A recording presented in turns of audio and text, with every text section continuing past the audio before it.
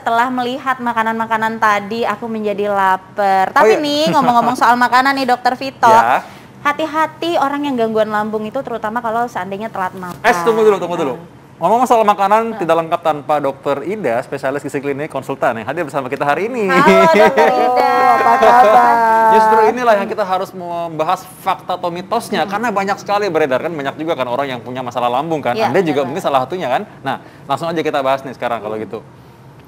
Oke, jadi Dokter Ida, yang pertama, ini banyak yang bertanya-tanya nih. Jadi kalau misalnya orang telat makan, apa aja deh yang dimakan, ya kan?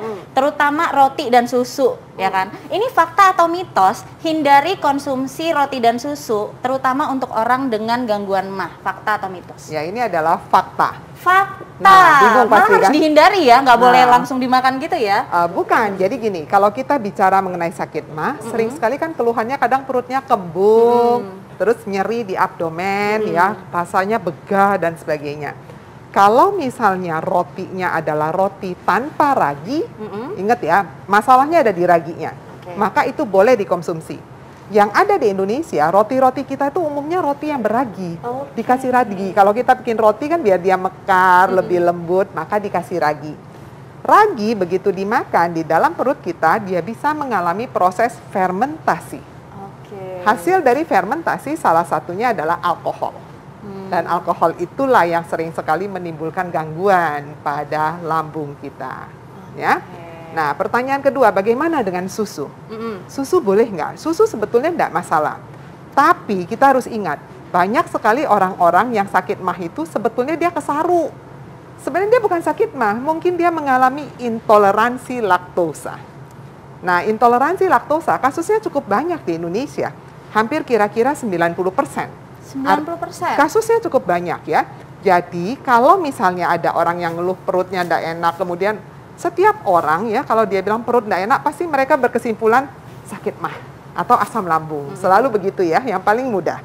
Nah, coba pikirkan apakah dia mengkonsumsi susu secara berlebihan enggak?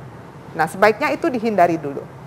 Kalau seandainya dia menderita intoleransi laktosa, artinya enggak kuat tuh minum susu gitu ya, karena adanya gula susu yang dikenal sebagai laktosa, maka dia harus memilih susu yang free lactose atau yang low lactose, dan itu banyak di pasar. Jadi boleh coba dulu berarti ya? Boleh Iya, coba dulu. Ya? Dan itu mulai dikurangin, dihindarin dulu, hilang nggak gejalanya.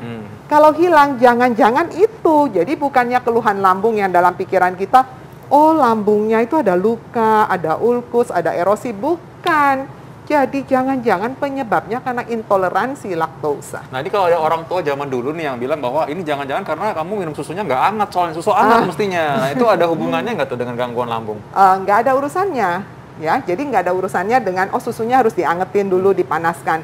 Gangguan lambung sering sekali terjadi pada mereka karena laktosanya, bukan karena suhunya dingin atau hangat. Tapi memang mereka yang sering memberikan rasa discomfort untuk perut, rasa nggak nyaman perutnya, sebaiknya memang konsumsi yang lebih hangat.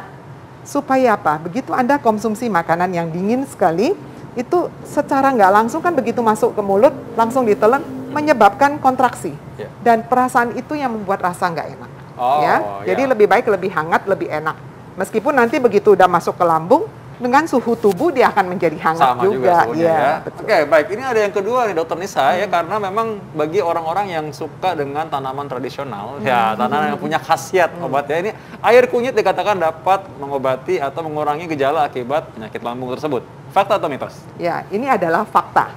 Fakta. Nah, pertanyaannya gini, apakah ini bisa diterapkan pada manusia? Jadi artinya pada kita ini setiap kali sakit MAH, maka kita minumlah kunyit-kunyit itu ya.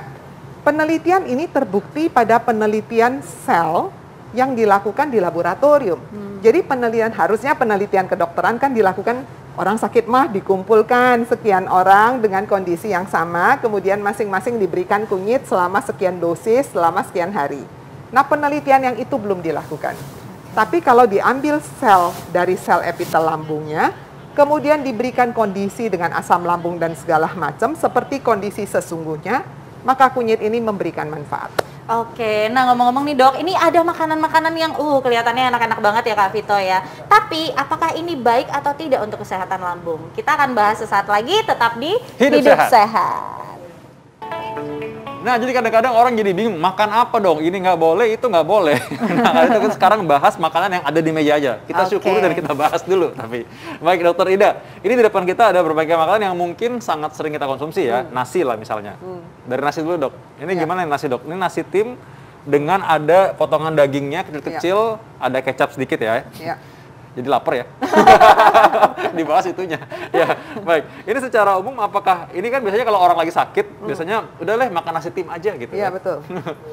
Nah, memang harus nasi tim ya. Nggak harus sih sebetulnya. Cuman aneh kan, kalau zaman dulu kita masuk rumah sakit, begitu ada pasien ada gigi, nggak ada gigi, pasiennya sehat, sehat tanda kutip ya. Pasiennya tidak tiduran dan sebagainya, yang keluar selalu menunya adalah bubur atau nasi lembek. Selalu gitu ya. Sampai ada pasien yang nggak mau makan. Saya kan nggak sakit dok, saya gitu mau operasi usus buntu misalnya, cuman seperti itu, atau amandel. Nah, ada hal seperti itu.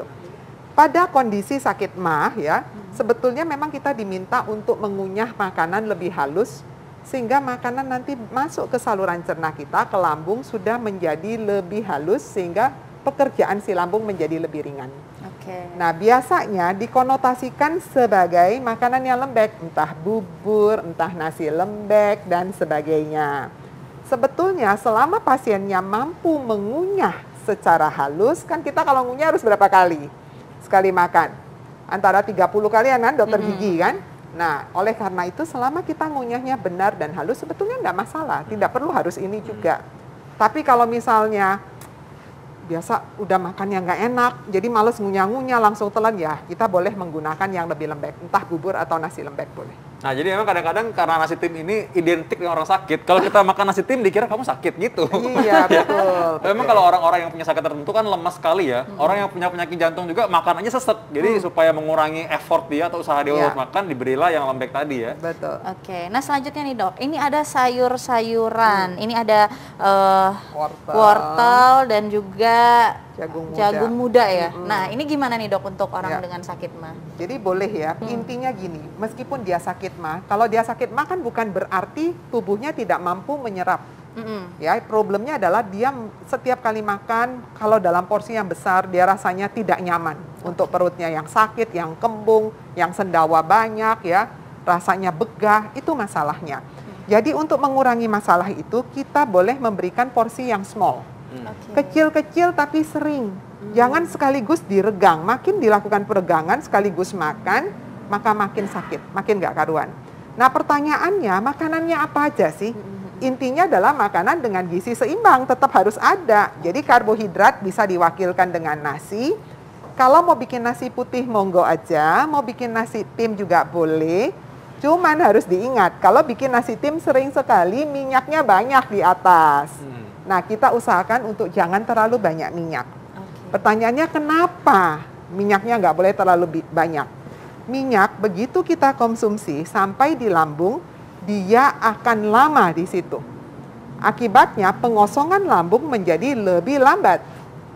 Pengosongan lambung yang lebih lambat itu akan menimbulkan rasa yang kenyang berlama-lama dan juga menimbulkan rasa begah buat mereka yang lagi ada iritasi di lambungnya. Oleh karena itu kita minta untuk kurangi lemaknya. Jadi kalau saya disuruh milih, mending nasi putih atau nasi seperti ini, pasti saya milihnya nasi putih.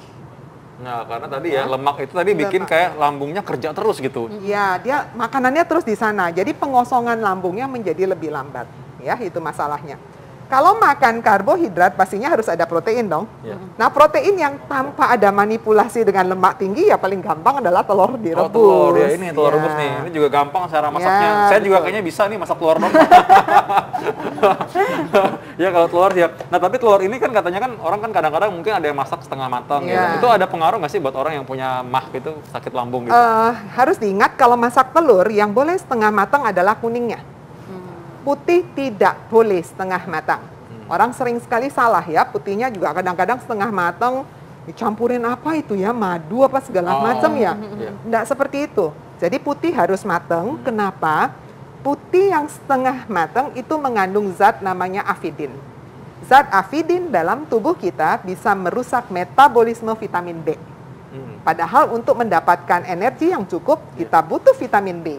Ya, jadi makanya jangan setengah matang, yang setengah matang hanya kuningnya aja. Nah, kadang-kadang kalau ya kuning ini kan karena memang ya orang takut kolesterol tinggi ya. Kuningnya dibuang, sayang banget padahal ya. Ya udah, kuningnya dibuang sama dia, terus akhirnya makan putihnya aja. Nah, tapi secara umum gimana tuh maksudnya untuk orang penderita sakit lambung kan? Iya, orang sakit lambung kuning telur boleh dikonsumsi. Pertanyaannya kalau dia sakit lambung ditambah kolesterolnya tinggi. Nah, kuning telurnya boleh enggak? Oleh WHO masih diizinkan untuk mengkonsumsi kuning telur bagi mereka yang kolesterolnya tinggi seminggu 2-3 kali. Jadi kolesterol masih diizinkan kurang dari 200 mg per hari. Ya, meskipun dia kolesterolnya tinggi. Nah, Dokter Vito pasti tahu lah, dokter spesialis jantung. Kirain cuma boleh liatin telurnya terus diciumin aja baunya ya, kuningnya ya, masih bisa. Iya, masih bisa. Iya. Baik, ini yang lain lagi ada sayur ya kan, sayur kan harusnya kan makanan paling sehat. Nah, ini tadi kalau mengenai masalah lambung ini, apakah semua sayur aman dikonsumsi, termasuk sayur depan kita ini sekarang? Iya, sayur yang di depan kita ini aman dikonsumsi. Makanya kenapa di rumah sakit sayur-sayur seperti ini sering sekali keluar ya dalam menu rumah sakit, termasuk buncis salah satunya ya.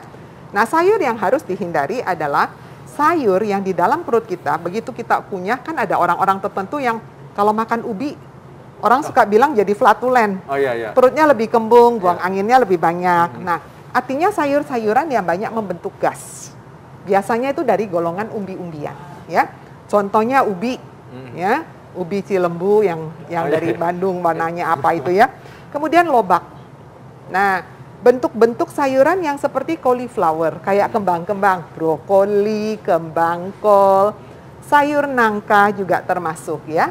Jadi sayur-sayuran yang memproduksi banyak gas pada orang tertentu, tidak semua orang ya, sangat individual.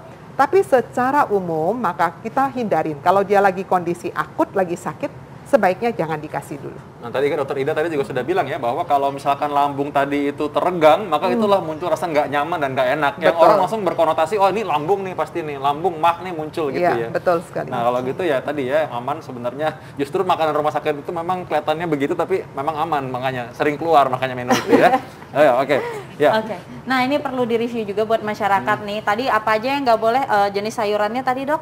Ada yang kembang-kembang tadi. Ya, seperti brokoli, kembang kol yang banyak bentuk gas. Kemudian yang dari umbi-umbi seperti lobak ya, sayur lobak, kemudian ubi-ubian ya, tales. Pada orang tertentu kan kadang kalau makan tuh perutnya nggak enak, langsung banyak gasnya.